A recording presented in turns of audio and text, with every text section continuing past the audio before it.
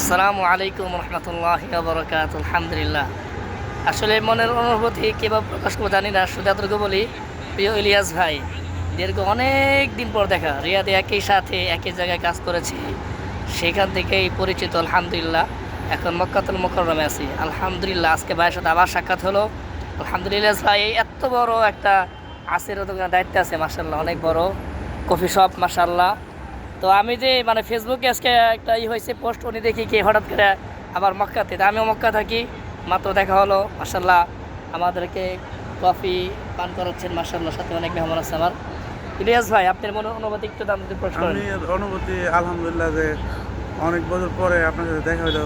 রিয়াদে থাকা অবস্থায় তো রেস্টুরেন্টে ছিলেন, তো অনুভূতি মানে বলার মতো না, প্রকাশ করার মতো না। আলহামদুলিল্লাহ। তো এটা আপনার জন্য সবসময় মনে থেকে একটা টান ছিল না, এক্সট্রা। সেটাই। তো এইটাই মনের টানটা হচ্ছে বড় কিছু, জি, এই আর কি। আসলে এইটাই বড় জিনিস। ইলিয়াস ভাই আমাকে অনেক অনেক মহব্বত করতেন, ভালোবাসতেন, ওই ভালোবাসার খাতিরে আজকে এই পর্যন্ত। জি, জি, এটাই আল্লাহ পাক যেন সারা মনে জীবন সবসময় ভালোবাসা যাতে রাখে। রাখেন। জি, ইনশাআল্লাহ। অবশ্যই মক্কা যেতে আছে, ইনশাআল্লাহ। অবশ্যই দেখা সাক্ষাৎ করবো। ইনশাআল্লাহ। আসবেন দোকানে। তো সবাই আমাদের জন্য দোয়া করবে ইনশাআল্লাহ তাআলা। আসসালামু আলাইকুম রহমতুল্লাহ।